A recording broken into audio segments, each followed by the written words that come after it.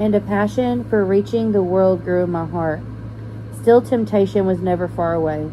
Within 1 month of returning home, I was back to my addiction, while once again I was using drugs after God had clearly intervened.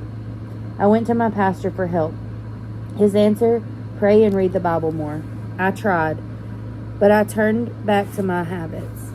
I hit bottom, waking up in an emergency room after my mom used a hammer to break into the bathroom, where she found me unconscious. I lost my job due to the overdose and faced misdemeanors and felony possession charges. Sin's deadly destructive work had almost taken its ultimate toll.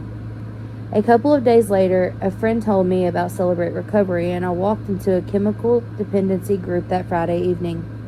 Just weeks after my overdose, I departed for Israel. I was afraid I'd be unable to stay sober, but while I was there, I made the best decision of my life: to believe what people had told me about Celebrate Recovery. If you just start walking through it, you'll see a miracle at the end.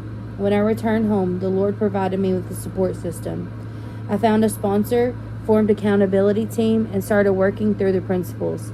I began to understand that my poor self-image was causing me to struggle with anorexia. But as I started to see myself as a child of God, I accepted God's forgiveness for the wreckage I'd caused. I'd asked for forgiveness for the restoration relationships with my family. My mom was again diagnosed with breast cancer, and instead of running away from that relationship, I was able to stand beside her as she endured treatment and surgery. Serving at Celebrate Recovery for the past few years has changed my life. I've handed out bulletins, led step studies, facilitated our newcomer group, and led our women's chemical addiction group. God didn't forget about my desire to reach the world.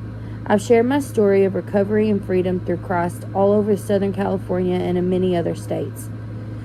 I've traveled through Malaysia and Singapore, speaking to churches and pastors about the program. I've spent a summer volunteering in a drug rehab center, leading step studies and sponsoring girls. Finally, God called me to be in El Salvador to take the Celebrate Recovery program into a drug rehab center with approximately 50 ex-gangsters, all male, and I was privileged to lead these men through the very principle that had saved my life. I've celebrated 5 years of sobriety,